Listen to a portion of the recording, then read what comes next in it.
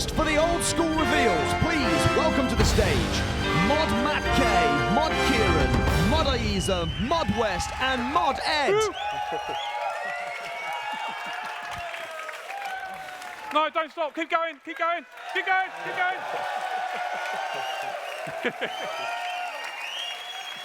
Welcome, everyone, to the Old School RuneScape reveals. Hey! I'm nervous. Let me introduce everybody on the stage. So over here, we have the Northerner. This is Mod Kieran. And next to him, this man makes Van Gogh look like a noob. It's Mod West.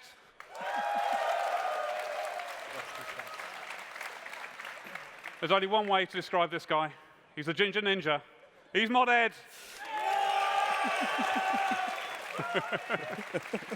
And finally, the chap who needs to spend 3 weeks trying to pronounce his name.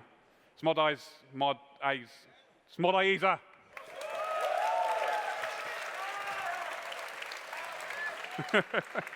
So the first thing we always do on these is we look over what's happened in the last 12 months. So 12 months ago, we had 17 JMods working for the team.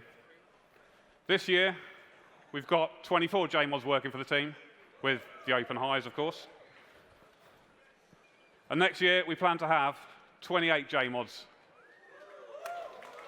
So the team is growing, and more people are working on it. And when you start thinking about all the other teams that help make the game, so the engine team, the HR team, web development, and all the other teams across Jagex that help make the game, we have 85 other JMods from other teams supporting this game. That's over 100 people make Old School RuneScape right now. And that is amazing. Yeah, that's worth a clap. Yeah, absolutely.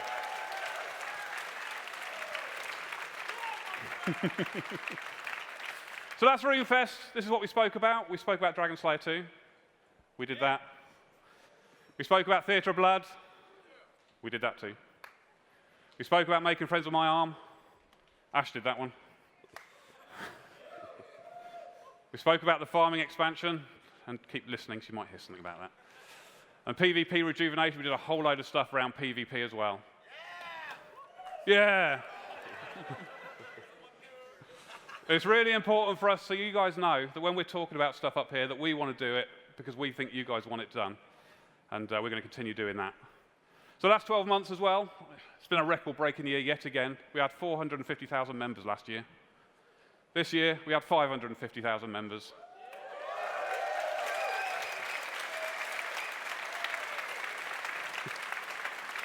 And that's because of things like Dragon Slayer 2, Theatre of Blood, the mobile beta, Twitch Prime have all driven that up. More people are playing Old School RuneScape than ever before. And again, last year, 62,000 people logged on at the same time. This year, 90,000.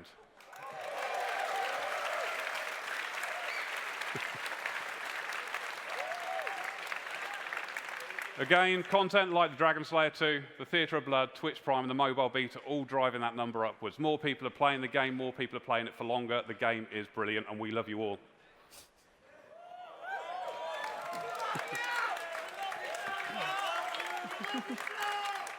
Except maybe Rot. So 2019, what does that bring? Well, Kieran's about to tell you. Go on, Kieran.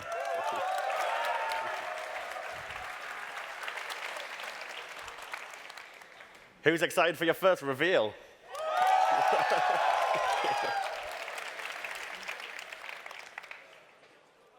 So over the course of the last year, you might have noticed we've spent a lot of time focusing on filling in areas of the game world. Going back to Dragon Slayer 2, we filled an area at Feldeb Hills. Theatre of Blood, we filled an area at Mayaditch. And of course, most recently, making friends with my arm and the Icy North. Well, with this announcement, that trend continues. I'm pleased to announce to you the Kebos Lowlands.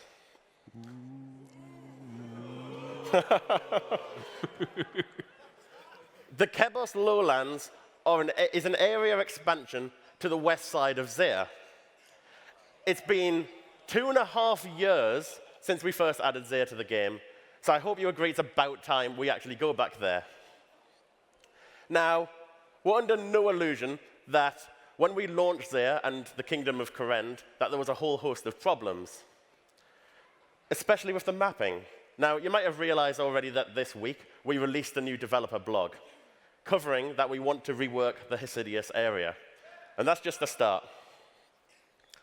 The other problem with Kourend was that it maybe lacked story. It didn't have any quests. We ain't making that mistake again. So with the Kebos Lowlands, we'll have 2 new quests. Those are the new house quests for Lover King and Arceus House. That completes the set of the 5 house quests.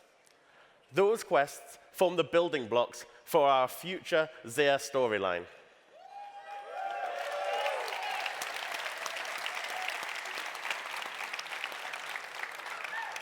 Next up, as Matt alluded to earlier, the Farming Guild.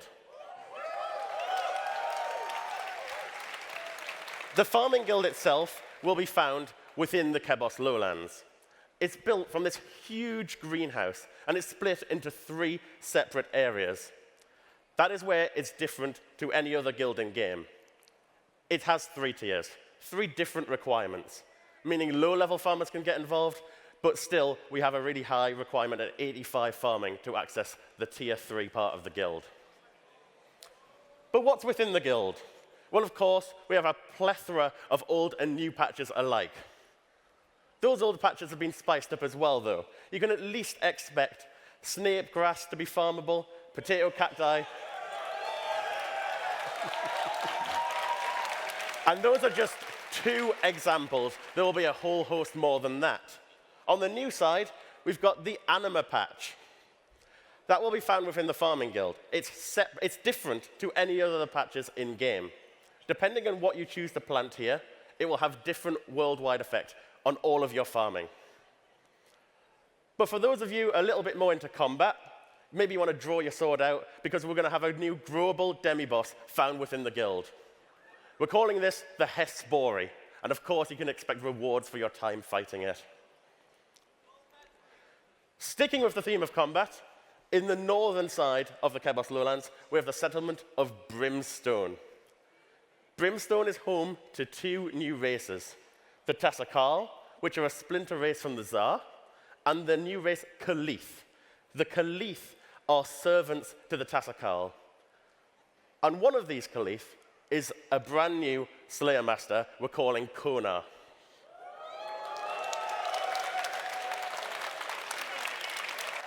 Now, your first thought might be, we don't have any room for a new Slayer Master. We have Duradel, and we have Neve, and you really like Neve, right? Well, this Slayer Master is different. It offers area-specific Slayer tasks. On a normal day, you might go off to Duradel and ask for a task, and Duradel will tell you to go and kill maybe 150 abyssal demons. You will probably wander off to the Zaya Catacombs, barrage them for some fast experience. Well, if you get a Slayer task from Konar, they might offer you the same task, 150 abyssal demons, but might require you to kill it in a specific area, such as the Slayer Tower. This should really help diversify your Slayer training. But of course, you can expect additional rewards for training Slayer in this way. First up, you'll get more points for your tasks from Konar, but most importantly, every creature you kill on a Konar Slayer task will have a chance to roll on a new, unique drop table. But what's a Slayer update without some new creatures? Well,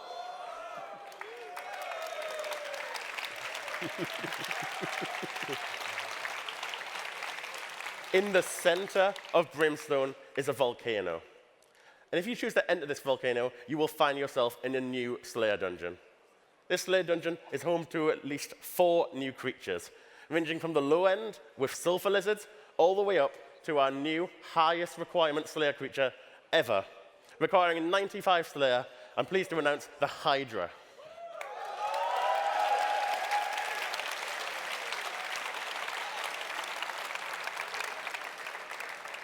But should you choose to wander more into the depths of this dungeon, well, if you do that, you might stumble across our new Slayer boss, the Hydra Slayer boss, the Alchemical Hydra.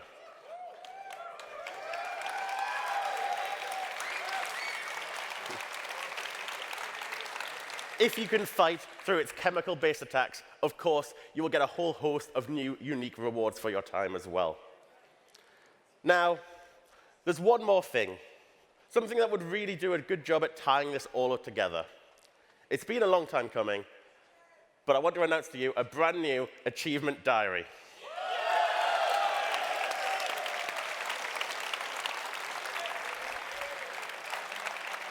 This achievement diary will cover the 2 regions of Kourend and the new edition of the Kebos Lowlands. And as with any diary, you will have a new reward as well that changes as you complete the different tiers. This time it's in the form of a blessing, which will sit in your ammo slot, offering different rewards. So, each of those updates on their own sound pretty awesome. And that's just to name a few as well. There'll be a whole host more too. But you throw all those together, bish bash bosh, you've got the Kebos Lowlands update. We want to launch that in January, and we can't wait to see your feedback on it. I'll now hand you over to Modaiza for something a little different.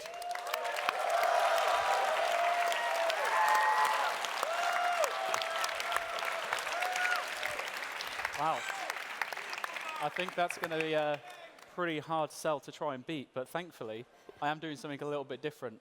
I'm not going to talk to you about a new piece of content, a new reveal. I'm actually going to talk to you about an old piece of content that we've already spoke about in the past. I want to tell you today about the Bounty Hunter rework that we announced last RuneFest. Hell yeah! To just give you a brief overview of what it consists of, we have a very basic design where we're looking at player bounties with a unique reward system. So you get given a task from a bounty hunter master that might tell you to go and get 10 kills wearing full Darok. You might have to go and out and get a kill wearing full green dragon hide and use a maple shortbow. Those kind of things. Essentially, we're looking at set goals that give you an incentive to stay. Now, PvPers, the time to rejoice is right now, because I can confirm the Bounty Hunter rework will happen this year.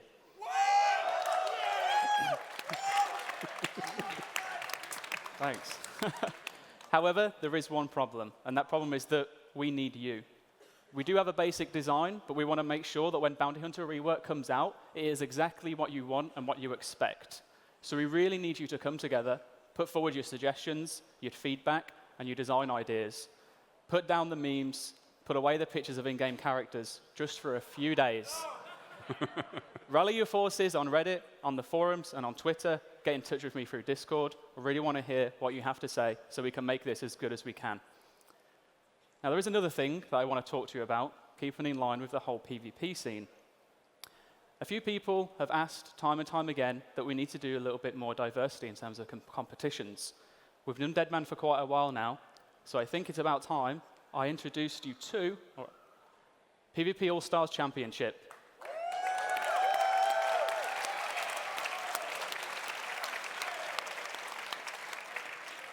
So before I tell you how PvP All-Stars Championship will work, let's have a quick look at what we've done in the past. Well, we did a PvP Championship, we did Wilderness Wars, and we did Deadman Mansions. All very streamable.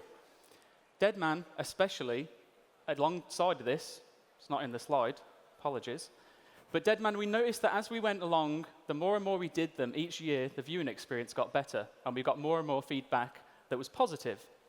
So it got us thinking, okay, if we're going to do competitions, if we really want a good shot at this, which we absolutely do, let's try and get it right first. So PvP All-Stars Championship is a way for us to make sure that the logistical side of things, the production quality side of things, and everything else that creates a good show is done before we go into it. So how does it work? It's a 1v1 tournament that takes the top 16 content creators from both Twitch and YouTube. Some of them great PKers, some of them not so great. Sorry, sick nerd. It is an invite-only LAN tournament. Everyone will be coming together into the same building. The structure works so there's 4 groups with a round-robin style, meaning everyone will fight against each other at least once. And then the top 2 players from each group will progress on. When we get to the quarter and semi-finals, we're going to be looking at a best of 5, where we have different gear sets for each fight. So one fight might be, what's the word I'm looking for? Feature, thank you. 1 defense builds. The second fight could be 45 defense Zerker accounts, and then we maybe have a third fight where you're doing 70 defense builds. When we get to the finals, it then comes down to a best of 7. PvP All-Stars Championship will be going live on the 24th of November, so make sure you check the Twitch directory, twitch.tv/oldschoolrs, and register the event, because it's definitely not one that you're going to want to miss. And if you haven't already, you will definitely hear from all of your favorite content creators going forward about their involvement and participation in the tournament. And on that note, I'm going to now pass you over to, I believe, Mod West, who has something extremely exciting. You can join us. Hello, everyone. Today, I'm going to be talking about a piece of content that we've not really spoken about for quite some time. Now, before I get into it, I would just like to say that this isn't our first draft, and it certainly isn't our final draft. And as is with all our designs, your feedback is greatly appreciated. Because you see, we've added some quests, and we've added some bosses. But there's one thing that we haven't added, and that's a new skill.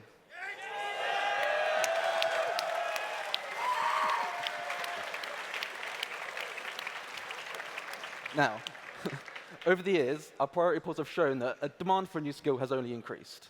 It constantly tops them, and you clearly want one. But of course, this isn't the first time we've spoken about a new skill. Back in 2014, Artisan was polled, and it got 56.6% of the votes. Not quite enough to pass, but a clear, people want it. And then there's sailing. This was polled a year later, in 2015, and it gained 68% of the vote.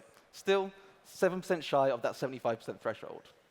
Now, when we thought about doing a quest, a skill, moving forward, we looked at these previous skills, and we thought, what was the main criticisms? What didn't you like? And the thing that came up the most was that they felt a bit too much like a minigame, and the rewards seemed somewhat unrelated, which is fairly clear that since then we've added a lot of those rewards into the game. So with that in mind, we thought, what could make a perfect old school skill? It needs to fill content, it needs to connect things together, but it can't have too broader effects on the game, and of course, it needs to feel like a skill. And we found something in somewhat of a strange place. So I'm sure many of you know who this guy is. He is you've seen him walking around the Wizard's Tower, he has split bark equipment on, and he's there in the world to create split bark equipment. But if you ask him about the armor, he says something quite strange. He says that it's actually quite easy to make. Well, if it's so easy to make, why can't we do it ourselves? Why do we need to pay him to do it? And Peer the Seer in Relica offers a similar service. And it's made us think. You can make armor for melee with smithing, and you can make armor for range with crafting. But there is no skill to make armor for mage. And there's a whole host of armors for wizards that are in the game, and we don't know where these come from. You get them from boss drops, and some characters make them, and you buy them from shops, but where are they coming from? And so, I am very pleased to announce Old School's first potential new skill, warding.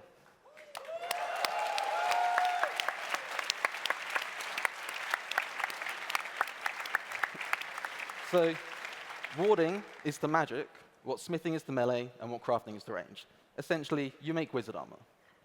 Now, how does it fit? Well, we all know the process of making melee armor. You mine some more, you smith it into bars, and then you turn it into various types of metallic equipment. And the same goes for ranged. You slay dragons, maybe some cows, you tan the hides into the leathers into hides, and then hides into leathers. And then use your crafting skill to make various types of ranged equipment. So how does warding fit into this? Well, the main support skill for warding will be farming, where you farm various types of fabrics, and then use your warding skill to channel runic energy into these resources to make all those armors that you know and love. From blue wizard robes to mystic and split bark. So, what do you need to train warding? Well, like other production skills, you're going to need some tools. And your tools for warding come in the form of elemental soapstones. Think of these as magical chalk. You'll use these to draw magical wards onto the floor, and once that's down there, it will act as your, sort of like a magical anvil. And next, you have your channeling lamps. See these as your hammers. You'll use these to, manipulate the energy into the fabrics to make these armors. And of course, you're going to need some resources as well. The first one is runic energy. This is a brand new resource purely for warding, and you'll be gathering it through various types of magic and rune crafting. Next, you'll have your fabrics and barks that I mentioned earlier that you gather through farming and woodcutting. So where do you train? Well, anywhere you can place a fire, you can place a ward. So essentially, you can train anywhere. However, there will be set locations around the world where you find these strange runestone monoliths.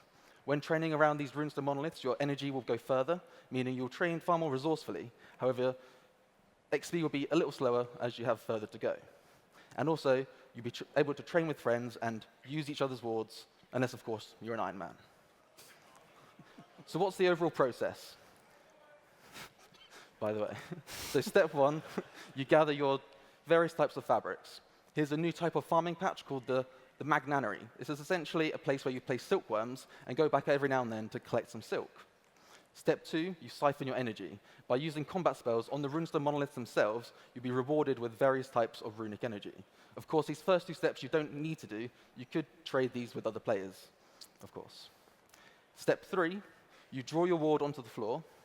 And step four, you use your resources on the ward, and now you can make all the types of equipment that we know and love. It's that simple. And I think that's what's most important with the skill for Old School RuneScape. It needs to be simple, and it needs to make sense into the world and not add too much. So, of course, we can't have a new skill without some new rewards. And our first one is an extended version of the split bark equipment line. So blood bark and soul bark will be new tank mage armor. They won't be best in slot for magic accuracy or magic power, but there will be a new option for various types of wizards. And these ideas were taken straight from the community. Next, it gives us the option to rebalance some underused pieces of armor.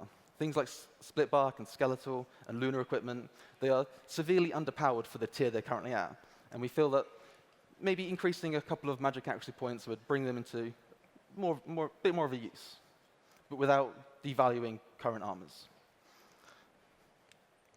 Next, we have channeled rings. I'm sure all of you are aware of the Nightmare Zone reward shop.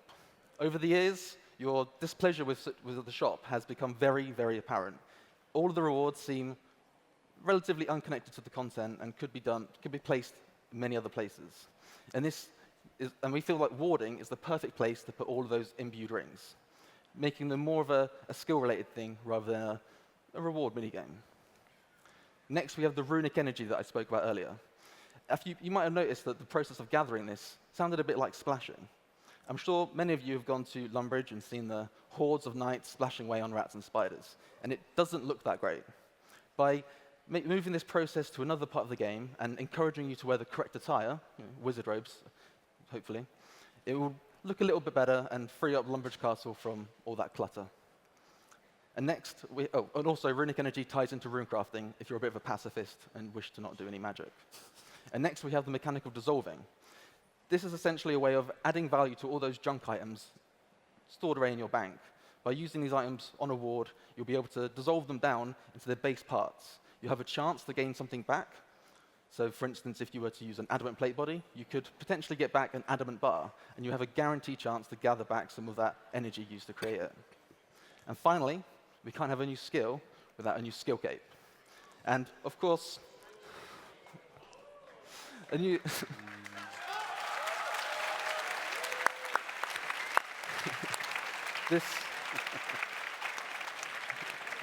This is just our first idea for a skill cape. We would love to hear yours as well. And of course, we'd pull them all separate, together and let the community decide on which one they want. So that's all I have to talk to you all about for warding for one day. But don't worry, there'll be more in-detail information in the future later today. And now I'm going to hand you over to Mod Ed with something I think you'll all find quite exciting. Thank you all very much for listening.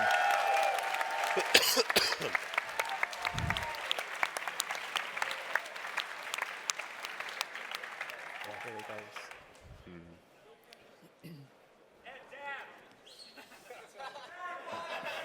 Not today.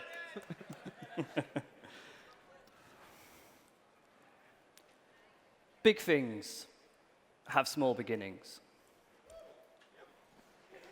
I haven't even announced anything yet.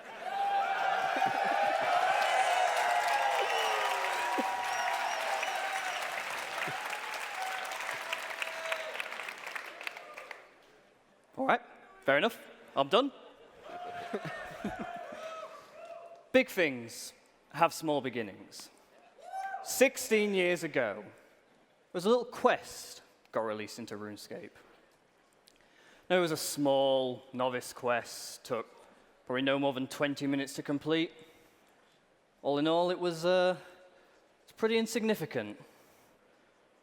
But it changed everything, because this quest marked the beginning of RuneScape's first ever storyline. A story that grew into a legendary tale unlike any other. But what makes a good story? A good story has three things. Has a beginning, has a middle, but above all else, every good story has an end. And yet, despite that, we've never actually done an ending in Old School before. Until now. Because next year, we're going to bring an end to that first ever storyline. One that started all of those years ago with that little novice quest. Next year, you'll be able to immerse yourselves in the grand finale to Old School's greatest quest series with Song of the Elves.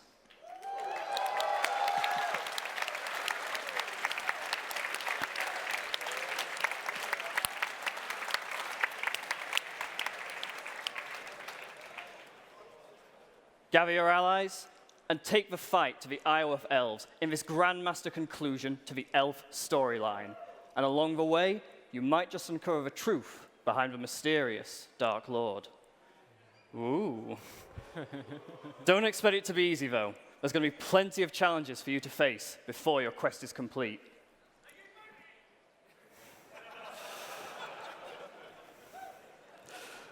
But if you do survive those challenges, we've got quite the reward lined up for you. And with a Grandmaster Elf quest, there was only one possibility. So next year, we're finally going to open the gates to the Crystal City of Priffinus.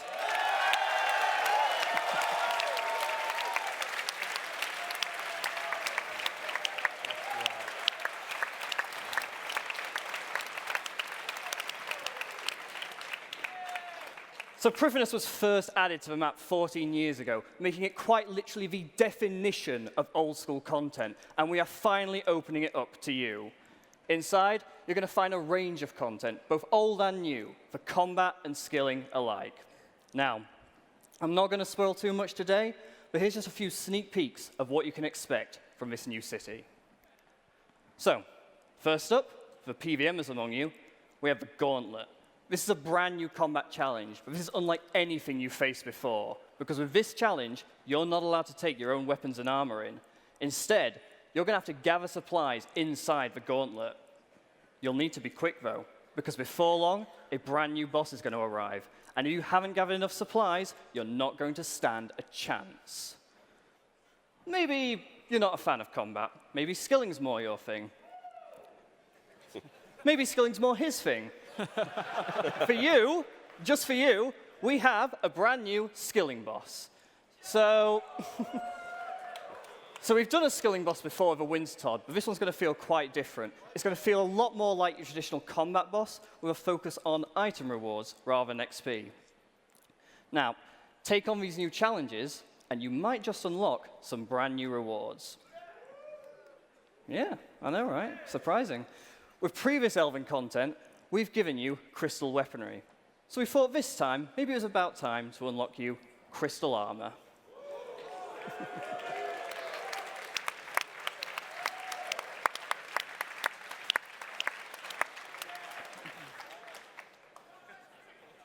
Now, alongside those, we've got so much more planned for Priffinus, from a new agility course to a new Slayer dungeon, and of course, as always, there is plenty of room for your ideas as well. So let us know what you want to see. It's not RS3. This is Old School Priffinus.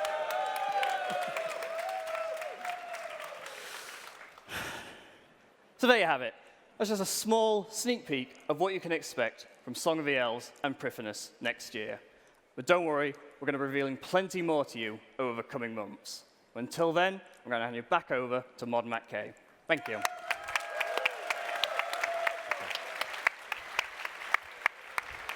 Well, that was good, wasn't it? Are you excited about that? Yeah? Beautiful. I'm sure you've all got 100 questions you want to ask. Even the people at home will have hundreds of questions. There's dev vlogs going live right now on the website with more information. We're going to be here all night, so make sure you come talk to us, ask us any questions. If you're at home, post it on Reddit, tweet at us. We want your information. We want your ideas, your thoughts. That's what's really important. That's what will make this work. And before we go, the last thing I'm going to leave you with is Ronan. The footage within this video is not actual gameplay and was created using concept art. The design is still subject to change, and you can find the most up-to-date details on the Old School website. The ground shook, and across the land 6 ominous rocks rose from the earth in a swirl of magic and rubble. The scholars of the Wizard's Tower were quick to act, and swiftly began studying these monolithic monstrosities and their peculiar properties. They quickly discovered a way to manipulate the energy within the rocks, utilizing various magical tools to create armor with impressive magical capabilities. Dive into Old School's first new skill by discovering the hidden armaments of the Wizard's Tower and gaining valuable insight into the practices of warding. There you will learn the intricacies of drawing wards and channeling runic energies to create a vast assortment of armors specifically for wizards and witches. Warding is a brand new skill being proposed for Old School RuneScape, available to members and partially in free-to-play. One of the core ideas behind warding is creating a skill which feels as if it could have been a part of RuneScape since day one. A skill which fills a clear gap, fitting into the game seamlessly, solving a number of problems, all while giving you more content to enjoy. Let's take a look at exactly what warding is and what it has to offer. There are many pieces of magic equipment which are a mystery in the eyes of the player. Blue wizard robes, Zamorak robes, mystic robes, split bark. They are abundant throughout the world, primarily dropped by monsters, sold by NPCs, and in some cases crafted by them. But we have been left in the dark. What are they made from? Where do those materials come from? And how are they crafted? We know the answer for many metal armors all the way back to the source of each ore. We are capable of making it ourselves through mining and smithing. The same can be said for leather ranged equipment. We can slay the dragons ourselves and craft their hides into armor. But magic equipment remains largely a mystery. And this is where warding comes in. Warding is to magic what smithing is to melee, or crafting is to ranged. It's a skill which allows you to create magical equipment for witches and wizards. On top of creating magic gear, the skill also allows you to imbue items and dissolve some pieces of equipment to retrieve the energies and base resources which make them up. Warding ties in with a number of other skills, taking the resources they provide and allowing you to turn them into a variety of wizardy garments. One of the most important aspects of any new skill is the process for gaining experience. Let's walk through the process of training warding from start to finish. Much like crafting and smithing, warding is trained by creating equipment. So let's set up our inventory and get started. To do this, you will need 3 things: materials, energy, and tools. Materials are sourced primarily from farming, with some resources coming from hunter, woodcutting, and combat. The materials used include fabrics, leathers, and bark. Energy can be siphoned via magic and runecrafting through the use of runes and the creation of them. Casting combat spells on certain runestone monoliths will allow you to siphon energy. The tools required to create equipment include soapstones and channeling lamps. Channeling lamps are created using smithing and crafting, and soapstones come from a new resource called steatite. Once you have your materials, energy, and tools, you are ready to make some equipment. You can choose to do this pretty much anywhere. However, if you create equipment near a runestone monolith, the energy cost of creating equipment is reduced. 6 monoliths can be found throughout the world, resembling the large rocks you have probably seen north of Falador. To start, you will need to draw your first ward. Wards are used to channel the needed energy for creating your magical equipment. Clicking on your soapstone will draw a ward on the ground. Now, all you need to do is use your materials on your ward and select the piece of equipment you would like to create. And it is as simple as that. You'll need to visit a bank, stock up on supplies, and repeat.